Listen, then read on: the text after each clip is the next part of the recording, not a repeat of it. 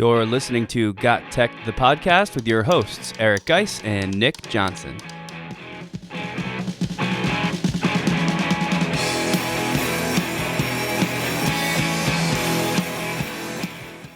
Welcome back, everyone, to GotTech, the podcast. This is episode 20, called Quarter 1 Grading Tips, Pop Culture Lessons, and Being Thankful. In this episode, we'll talk about some ways to alleviate end-of-quarter grading headaches. Next, we'll discuss some ways to enhance student interest by integrating pop culture into lesson design. In the spirit of the season, we'll also take a moment to be thankful for the successes of some of our former students and what this can provide our current classes. As always, we'll end the show with another Tech Battle Royale. Here we go.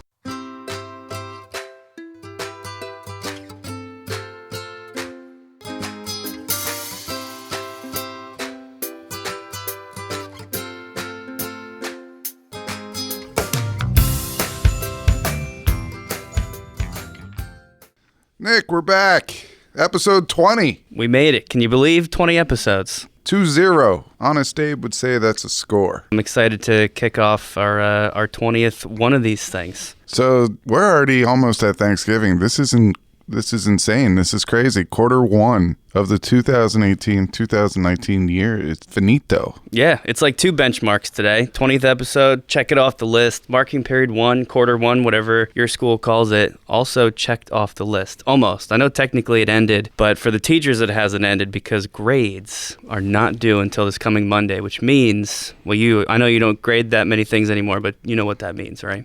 What does that mean? I mean, I'm out of practice apparently, so go ahead. It means that even though the marking period is over, it is grading season. It is grading season. It is grading season, and I know some teachers like to give their quarterly exams at the end of each quarter, and in these exams, it's almost like mini finals. Right. It's also the time of year when the students start checking their grades and maybe considering, wow, I probably should have tried a little bit harder or performed a little bit better on some of these things, and then finding ways to help their grades, and they start kind of checking in with teachers and asking if they can redo things. We've talked before about the second chance learning policy we have, so maybe there's some retaking of assessments happening. The point is, it's a really super busy, stressful time for teachers to get all this grading finished. So we have different types of grading, obviously. We have our multiple choice, and there's ways to get around grading multiple choice, such as Scantrons, online assessments, and things like that. So some of the things that I've used in the past for online grading of multiple choices, Sophia.org, that was a good one. Allows you to embed a YouTube video in there, ask some questions. Students take it, automatically gives them a score. I like Sophia.org. We also use Flubaroo for Google Forms. It's an extension. Now that Google Forms allows you to grade your own multiple choice questions right inside of there, Flubaroo is kind of a little outdated, a little outsourced, but I think we need to really get into talking about some of the things that take a little bit longer, such as the essays. But before we do that, I know you've been raving about this app, this tech tool that helps you grade multiple choice. Yeah, sure. It's kind of like, and I can't take total credit for this. It's actually a colleague of mine that uses it. I haven't started to yet, but it seems pretty cool, and she does swear by it, and I'm just kind of spreading the word for her as much as possible. It's called ZipGrade, and ZipGrade, they have several different services, but one of the things they offer is an app on your phone, and ZipGrade has a special Scantron form, just like you would get, but it saves you the hassle of having to walk down to wherever your school keeps a Scantron machine, because all you do is once the students bubble in their responses, at least as long as it's a multiple choice test, you hold your phone, you open up the app obviously, but hold your phone over ZipGrade's special response form, and it automatically detects where the pencil marks are, and it gives you a score automatically with the time-saving benefit, like I said, of not having to have or go find a Scantron machine. Downside would be, I guess a Scantron machine does automatically print the score on the form for you, so you don't have to actually write anything. With this, it's just on your phone, so you do have to write that score on the test yourself if you plan on handing it back for feedback. But ZipGrade's a pretty cool way to save yourself some time if you're doing multiple choice tests. I just want to jump in there because I knew nothing about this tool. I've known nothing. I've heard, maybe whispers of something like it being addressed, but I've never used it. I've never came across it. But one thing that is kind of cool with that is teacher puts in the Scantron, uses their phone to grade it. They put the grade up at the top. This second chance learning is allowing them to actually take an honest assessment again. If the right or wrong answers aren't there, then they have to study the material again and maybe grasping it a little better. And that might also save the teachers a little bit of time from having to change up the assessments too terribly much. Yeah, that's true, because I guess they're not getting, they can't see the any markings for what was wrong and right, so it kind of forces them to just study from a fresh perspective. So yeah, ZipGrade might be useful, and I do think, I don't know if it does this yet, but as what happens a lot of times with stuff like this, I know these companies are always looking for places to expand, so I would not be surprised if ZipGrade doesn't already have or won't soon have ways to export those grades automatically to maybe whatever learning management system your school uses. So maybe we could look forward to that to make it even more, a little more user-friendly in terms of time. So let's just go over a couple other different ways to give feedback. And one of the ways that we've talked about in the past are rubrics. We talk a little bit about rubrics. In one episode, we talked about grade inflation because, everyone's 5 are generally the minimum requirements, and we need to slide that over and make it to 3. But let's talk about some ways that we can actually use rubrics while they're writing like online essays, or they're handing in an essay. Say you're an English teacher and you just collected a whole bunch of essays. This is your Google Keep thing, right? Google Keep is a great one. Yeah. So you can make your rubrics be little notes in Google Keep, and then Google Keep, you could move that right over to Google Docs, so you can open up your Google Keep notes in Google Docs and just drag them right over. I saw this neat professional development last year. I'm trying to think of where it was. I think it was in South Jersey. Not 100% sure, but it was one of the Google camps, I think. Okay. And someone showed me how they make scratch and sniff stickers, but this is a little off topic, but I think it's super cool. Yeah, sure. Using Google Keep. So basically anything that you throw into Google Keep, you could drag and put into a Google Doc. So without typing it, you mean? It's just there. You just drag it right over. So what I would do is I would use my rubric. I would come up with the different categories, and I would just drag it over. Right. Which one they've earned. This is actually really cool. It took me a while to understand what you were talking about until I saw you do it at our presentation a couple weeks ago. But man, anyone who's ever argued against online grading when there's rubrics involved, this really does fix that. My thing with rubrics was always, it's so easy to just print off a bunch of copies and then circle whatever category I think they fall into. It takes maybe 30 seconds per rubric to grade super fast. This is the same, but it does that electronically. You're just not circling the where the two criteria meet on the rubric to give them their score. You're dragging and dropping one of your Google Keep notes to give the kids the same feedback. I fully endorse this Google Keep method. It's really super easy. See, what I like to do is I like to have a couple different tools in my pocket. So if I'm grading an essay, I could do Google Keep. The other thing I could do is Checkmark, which is to make my own canned comments. Right. And we've gone over that before. But the other one that we haven't talked about is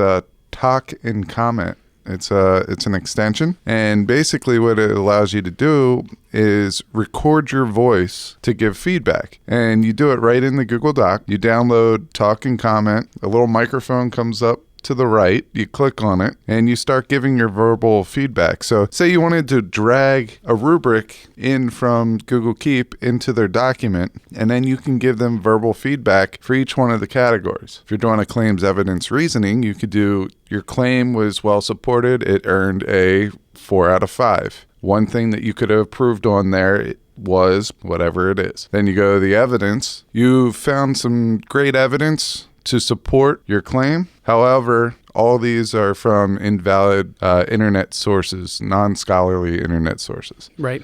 Your reasoning, you used the data that you collected wisely, and it supported the claim, and you got a 5 out of 5 there. So it doesn't take that long to say these things. It takes longer to write it all out. So it would save you a lot of time there. Yeah, saves you the typing time. I know it sounds silly, but moving your hands back and forth to the keyboard constantly, which again, it's a menial thing, but over and over and over again, that kind of stuff does make a difference. And I think the one other one I was going to bring up was Kaizena, which does a similar thing. Kaizena, I mean, their tagline is something like fast feedback for teachers, something like that. I forget exactly what it is, but it's pretty much voice commenting, I believe. Do you remember exactly what Kaizena does? Kaizena does a little bit of everything. Yeah. I mean, Kaizena allows you to do canned comments as well. Right. It allows you to do the voiceover. Personally, I think it's just a personal preference between Kaizena or Talk and comment, right? Talk and comment. And really, Kaizena wraps up Checkmark and Talk and Comment into one tech tool, I guess. But I mean, really what you need to do is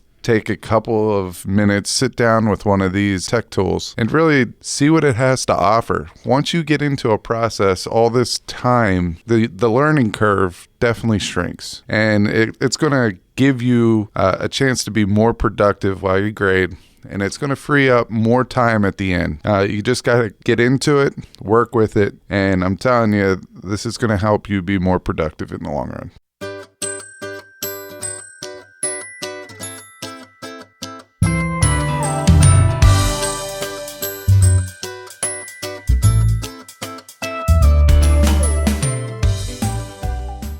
It's time to talk a little bit about pop culture. That's an interesting one. What does pop culture have to do with education? Everything. It has absolutely everything to do with education. We keep talking about personalized learning. We keep talking about being relatable to your students, and what better way to take current events or even past pop culture and bring it to life through lessons. So there's some type of connection or motivational piece to get students interested in what you're doing. Okay, so really pop culture can just be a way to kind of get students to buy into what you're talking about, or maybe even show them how it could be useful in a real world scenario because they're seeing how it might relate to things outside of school. Exactly. I mean, I used to do things with current events every Friday, and I would just pick one and we would talk about it. It had nothing to do with science. Right.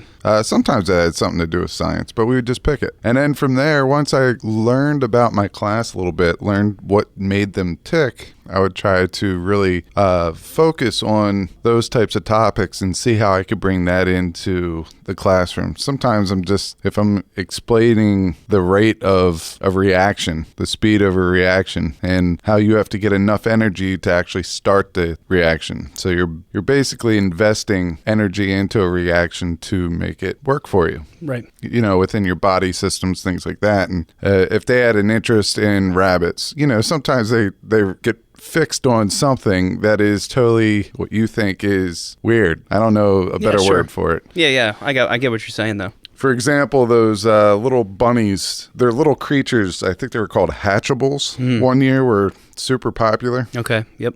With the younger grades, but for some reason I saw kids walking around with these Hatchables in school, and I was like, All right, so you're playing with a stuffed animal at the age of 15. What am I missing here? Yeah, right. But apparently that was the toy of the year, and they were super rare, and it was super cool to have a super rare toy. So then I started saying, all right, so you're going up this big hill with a wagon full of Hatchables. All right, that you're going to have to invest a lot of energy to get up that hill, but once you reach the peak or the activation energy, you're going to be able to go down with that little wagon. You're going to be able to do that almost like a roller coaster. You get to the top. Yeah, you go over the peak, the activation energy peak of the reaction. Yeah, and then you go down. It's a great time. Everyone has a good time. So I started drawing these little Hatchable babies on the board and everything. They're laughing. They're having a good time. But at the end of the day, when I went to go check for understanding, they got it. And a lot of times they would refer back to the Hatchables in their answers when I did like a ticket to get out of the room or exit ticket. Okay, I see what you're saying though. That kind of reminds me of, I remember every once in a while I catch some of the physics teachers' worksheets or tests that they print out in our office and kind of leave behind maybe by mistake. And it always strikes me how creative they make their questions, because physics,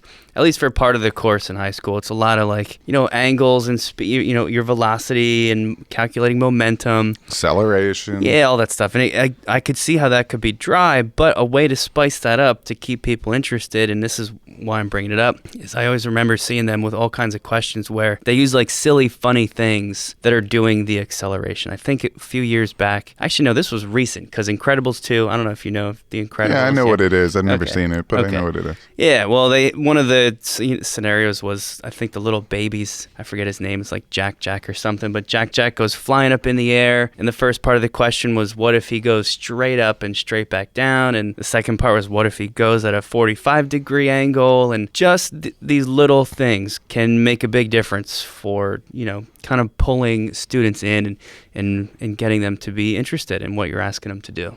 It really makes the problem come alive a little bit. It also reminded me of, this is something I've been doing for years. Sometimes the late night shows like Jimmy Fallon and Kimmel and all those guys, a lot of times they'll bring on, and I know we keep doing a science perspective on this, and you could extend this to other things too. They'll bring on guests that aren't just famous people, but they'll have, the celebrities there as part of it. And I know one that I use constantly is Jimmy Fallon brings this guy from some science museum out of New York, and whenever this guy comes on as a guest, his whole thing is doing really cool, engaging science demos, but he's doing it there on the Jimmy Fallon set with whatever celebrity is there. And I show those whenever I can if it relates to something I'm teaching, because maybe just the fact that a kid sees a face they recognize, that's the reason they pay attention to that thing a little bit more than they would have otherwise. And I know they bring on like animal guests too, people coming on with like cheetahs or boa constrictors and weird stuff, so you can always find some kind of tie in there with pop culture stuff. Yeah, I understand.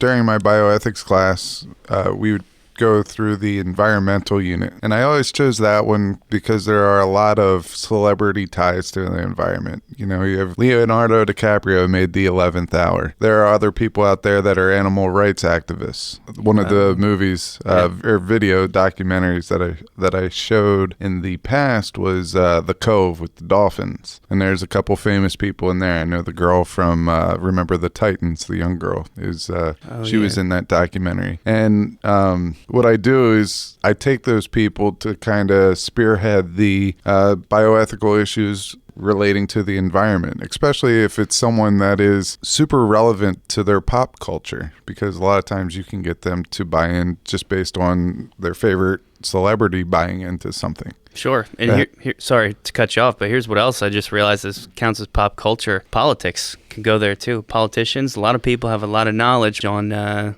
politicians and what they stand for these days, so that's another way to kind of get interest, and that can touch any range of topics. So how can we take pop culture and put it into the activities that we're talking about are word problems and things like that, but how can we take pop culture and bring it into a more, I guess, long-term assignment or a larger project other than a word problem? I know one way that I've done it, and this is, sometimes I refer to this as not so much pop culture, but it's more like an online or a YouTube culture, which I guess for a lot of kids these days, that kind of is their pop culture. A lot of the younger generations, they don't watch TV and movies the same way we did when we were growing up. They're watching YouTube and a whole collection of celebrities that aren't on mainstream television. They just have their own YouTube channel, and they're just as famous as anybody else, but just in that world. In particular, I do a stop motion video project in my chemistry classes, and one of the ways I tie that in at the beginning of the project is showing a stop motion video as an example that these guys made on YouTube. It's a pretty popular YouTube show called Good Mythical Morning. It's just two buddies. I think their names are Rhett and Link, and they just do like a funny show on YouTube every week or a couple times a week. But they made a stop motion video, and a lot of kids know who these guys are. So when I pull that video up at the introduction of a project, they're like, oh, I know who those two are. That's really cool. There's that buy-in piece we're talking about, just to sort of get the whole project rolling. So that's one way you can use it almost as like an example of a product. Yeah, YouTube is definitely a very powerful tool in education, especially if you could find these creative ways to use it. One of the ways I like to bring in pop culture, and we talked about Your Amazing Race in the past, but taking these popular game shows and making them a reality in your class the best you can. I know it's sometimes very time-consuming and difficult, but if you're working working within a PLC or with a group of friends or something like that are teachers, you can really divide and conquer. One of the things I want to bring back, and this is one of my favorite TV shows to watch. Granted, I'm from the country. We didn't have a whole lot of TV stations. We used an antenna. Our satellite dish in our backyard looks like something that you would see on the moon. I mean, it was like a 12-foot radius satellite dish, not something small that you would put on the top of your house. So right. We're going back. It's dating me a little bit, but where in the world is Carmen Sandiego? Yeah, I love that show too, though, dude. That was awesome. So I'll just kind of brainstorm out loud. We had a colleague that went from our high school and went to our middle school. And she, I know, listens to the podcast every once in a while. So we'll give her an indirect shout out, or maybe a direct shout out. We could do it. Jamie Courts, which is now Jamie Gardner. She has a unit that we were talking about what we could do to kind of spice it up a little bit. And I'm thinking that this is the perfect opportunity to do this. But what I want to do is I want to take the 3 teachers that teach this, and I want them to be part of the little video series. So maybe I get them to use Flipgrid to kind of play a part. Maybe they're the 3 criminals and they have to go catch them. Oh, cool. Okay. Something like that. And what they'll do is they'll introduce like the little small challenges. So if they're doing the westward movement as their topic, one of them will talk about the gold rush, and, there'll be a little challenge there, and they'll have to stop at different places along the way and, kind of put the timestamp on it, but also do these little activities that are going to get them the information that they need to better understand the concept. So by bringing these 3 people in, the 3 teachers, as a YouTube video, pop culture, I'm going to expand the borders here. A lot of students really, really like seeing teachers in a different way other than being the person in front of the class. Sure. So if you get them acting silly on camera, there's nothing better than that. Yep. And that in itself, I think, is some type of pop culture in a way. Well, teachers are kind of like super minor level celebrities within a school. Everybody knows who they are, at least. You know what I mean? So like you said, when you get a teacher doing something out of the ordinary, that's a huge buy-in. So you can use it in the same way as a pop culture. So what I'm thinking is we'll get them involved. We'll have these activities that they have to do. It's almost like a choice board. In a way, it gives them several different opportunities to portray that they have the skills needed for that section. And then at the end, depending how well they score, that will say whether or not they caught the criminals. Maybe they caught 1 out of the 3. Who knows? There's plenty of options here, but I'm just thinking out loud and thinking how I could bring this to life while collaborating with people that know the content way better than I do. That's great. Yeah, game shows is an easy way to bring in pop culture reference. So I think we brought up some pretty cool stuff here, whether it's,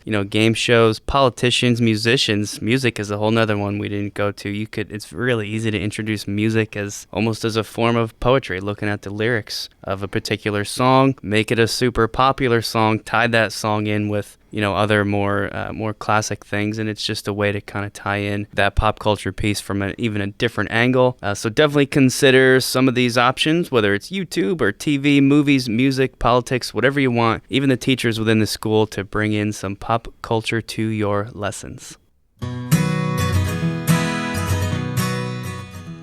You can follow GotTechED outside the podcast at gottech.com or on Twitter at WeGotTechED. As we mentioned before, we're getting pretty close to the Thanksgiving holiday, and one of the things I like about the Thanksgiving holiday is kind of reflecting on things that I'm thankful for. And we also mentioned that our job can sometimes bring stress to our lives. Stress to meet deadlines, things like that. I think you could find similar stresses in a lot of the jobs out there. Sure. So if we just reflect a little on the things that we really enjoy about our jobs as an educator, I think sometimes that really allows you to see the big picture and realize that, this stressful time will just kind of go away. Yeah, and that's what the holidays should be about, and this is a good time of year to do it, like we just talked about in segment 1, kind of wrapping up the first marking period, tying a lot of the knots and closing up the loose ends on all those beginning of the year headaches. A lot of that's ending and everybody's sort of settling into a groove for the year. It's a good time to reflect on some of that stuff. And I know this is maybe more of an occurrence at the high school level, but I know for a fact a lot of middle school and even elementary teachers. My mom was an elementary art teacher for years, and she gets it too. So what I'm talking about is when you regain contact or when you make contact again with former students and they come back and they almost go out of their way to get a hold of you or speak to you about what they're doing now, that by itself is cool because it means even though they've moved on in their lives, they're still thinking back on their education enough to reach out to some of their former teachers. And that's even better when they actually come to you and say that something you did had a positive experience on them. Yeah, that impact that you have on them is priceless, especially when they come back and you see them as a young adult. I remember seeing someone as a 9th grader and thinking it was pretty cool because I had them again as a 12th grader, and just to see how much they've grown over those 4 years of high school. And then they come back 3-4 years later when they're done with college, and all of a sudden they're a biochemical engineer.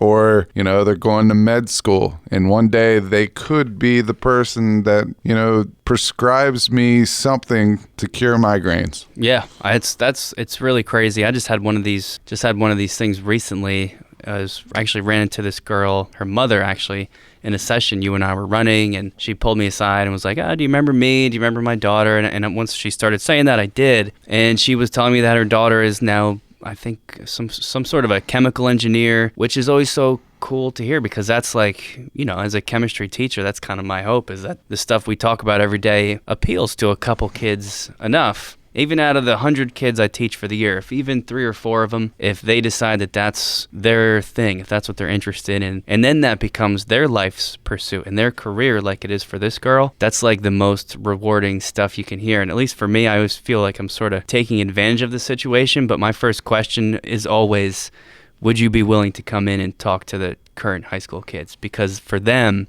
that's super powerful. Yeah, they see someone that they could relate to because essentially they were them just a couple years, prior. And to get that type of real world grasp is awesome. I mean, I kind of relate that to parenting a little bit. Sometimes the kid doesn't want to hear the father or the mother. But if someone says the same thing that isn't the father or the mother, they'll listen. So it's just another way of opening a couple doors to a couple students. For me, recently, one of my former students, she got a lead part on a off-Broadway show called The Hello Girls. It's a good history lesson. It's based off of a real true story. I believe it was in World War I, and the men overseas fighting for our country, they needed switchboard operators. Okay, and they found that, the soldiers that were over there, maybe it was wounded soldiers that could no longer fight or whatever the case is, couldn't operate the switchboard. So what they did is they threw an ad out there for women to go from the United States overseas and become switchboard operators. So they took a lot of Bell Atlantic girls over there, and this story was based on 5 girls in particular who wanted to really progress the women movement, and they wanted to show that women can fight alongside the men, maybe in a different capacity, but also, they have what it takes to go over there and do that. And one of the messages was women didn't have the right to vote, and one of the reasons was that they didn't protect their country. They didn't serve their country in war, and that was like one of the things that they were trying to get across. And these 5 switchboard operators wanted to go over, and then once they were over there, they wanted to get closer to battle and closer to active war so they can show that women can fight in war with the men. So that was the whole thing. It's based off a true story. Don't want to give away the ending, but you guys can go to New York City and get tickets and watch the Hello Girls. This was your former student, you said, that had the lead in this thing? She had the lead. It's a musical. Everybody in the cast was super talented, but I might be a little biased, and I think she was the best one. Yeah. So I guess just like we said, especially during this time of year, but even throughout the year as it progresses and eventually finishes up, for all the stress and craziness and deadlines and sometimes unreasonable expectations put on teachers, it's important to remember the effects that you have on not some of your students, I would probably say a lot of your students, even if you don't hear from them, and just to realize and sort of keep in the back of your mind that that's kind of why we do this and what makes all that stress worth it in the end. Happy holidays, everybody.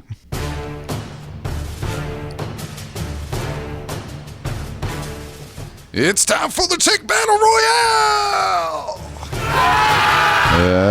That's right. It's time for the Tech Battle Royale. This is where Nick and I go mano y mano, one-on-one. I wish I had a whole bunch of other stuff going here, but I'm telling you this right now. Lock and key, my friend. Lock and key. That sounds intimidating. What does that mean? It means I have a lock, I have a key, and I'm about ready to open up a whole lot of goodness on you today. All right. Well, let's get into it. I guess we'll get ready to spin the wheel and go through some of our potential categories. If you haven't listened before, some of the categories we feature are things such as productivity, video, screencasting, student favorite, teacher favorite, spinner's choice. Could be anything this time. Guys, why don't you spin the wheel? Here we go.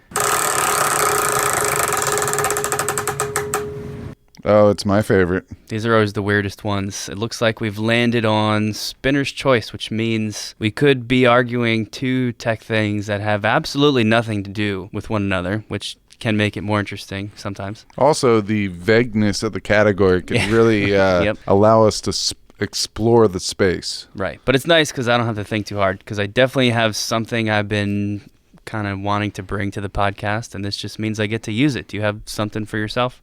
Yeah, I got something. I mean, I think mine is more of a, something that is good for all stakeholders that make decisions in education. All right. Well, that's interesting. I won last time, so I think if I've got the choice, I'll just kick it off because I am pretty excited about sharing this with everybody. This is going to be a little more towards the science side. I hate to do that, but I think it's a really great resource for any science teachers out there at all levels. This is actually out of HHMI Bio Interactive, which I'm just realizing I could have just done HHMI Bio Interactive as my thing. Yeah, they're phenomenal. Yeah, I would have beat you for sure. I'm not going to do that. I'm just going to talk about one specific thing from HHMI Bio Interactive. If you want to find this resource, that's all you have to do is Google HHMI Bio Interactive. In the particular simulation I'm going to discuss, or that I'm going to feature for this tech battle, is called How Science Works. And it's just had me really excited recently because of a kind of a shift that's been happening for science teachers, moving away from how most students were taught about science and the way it functions in the real world, which is this thing called the scientific method, where there's a hypothesis and you test it and make a conclusion based on your testing and the data you gather. That whole thing is sort of changing with the current understanding that sort of in the real world, science is way more complex than those 3 to 4 simple stages. There's a lot of recirculating, repeating steps, making observations, asking questions, sharing data, reading about prior science discoveries. So what HHMI did is tried to put together a framework that is easy for students to understand because of how complicated this process really is. And it's hard for me to describe, so any science teachers that are interested in this, I encourage you to just go check it out for yourselves. The gist of it is there's an interactive simulation, and there's two versions, a standard one and a simplified one. I think the simplified one looks like it might be more for like middle school level because it leaves out some of the finer details, and then the standard one maybe your higher level or high school students, but it looks like a big giant infographic or flowchart. But the cool thing about it is each one of the bubbles is a different component of the scientific process. So one of the bubbles, for example, says making observations. Another one says asking questions. And what it allows you to do is click on the bubble, and the student can type into that bubble what they're doing to make observations. And then after that, what questions are they asking? And there's like 15 of these things. And my favorite part is that after they've typed in whatever they want into all these different fields, there's an export button, and it automatically sends everything they've typed in and creates a Google Slides presentation from that.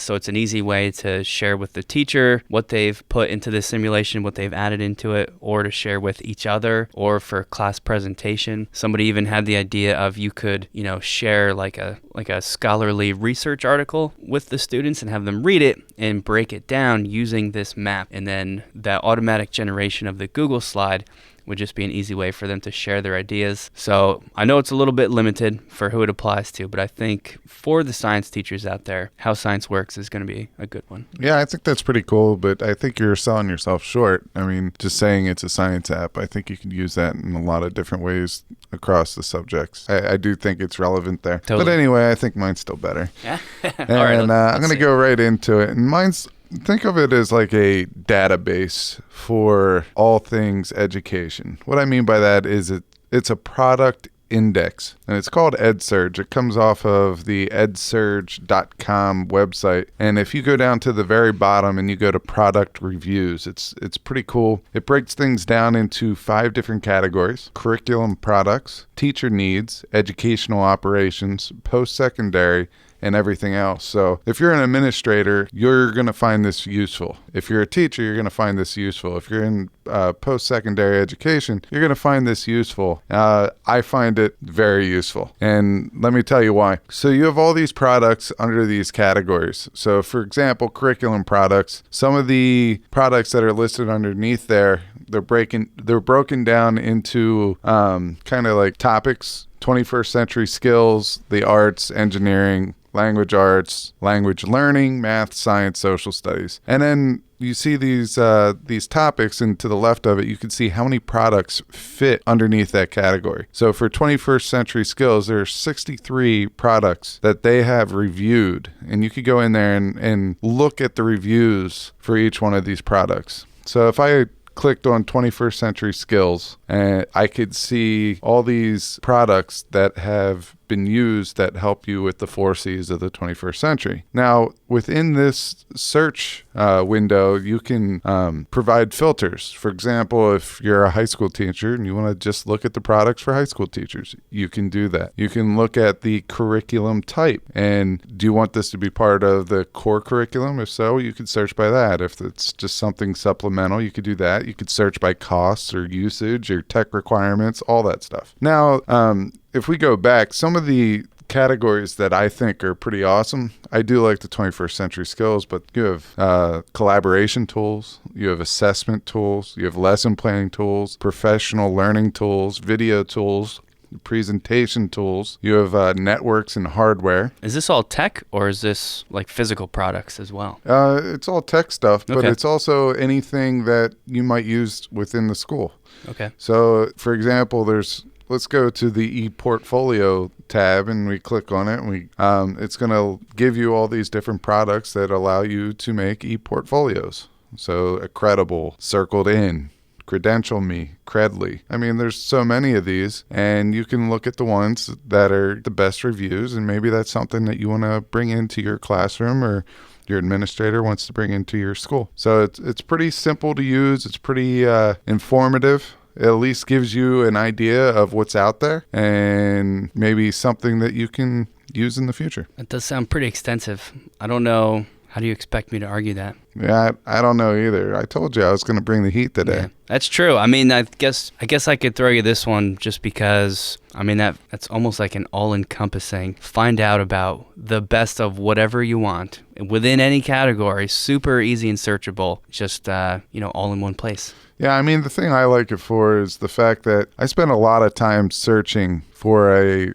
fit for a teacher. They'll come up and, do you have anything for this? Like cartoons. I want the kids to draw cartoons or comics. I'll be like, let me get back to you. And then I go and I research, and I stumbled upon EdSurge. And now I could just go there and be like, oh, here's like 16. Let's take a look. Wow, this has 25 ratings of 5 stars, where everything else has 3 stars. All right, well, that's pretty cool. I don't think how science works can stack up to the extensive use of EdSurge, but definitely science teachers or any related STEM field out there, check this thing out because it's a pretty cool resource for students to get acquainted with the scientific process. And for everybody else, for anything else, definitely check out EdSurge and check out Geiss's upcoming victory speech.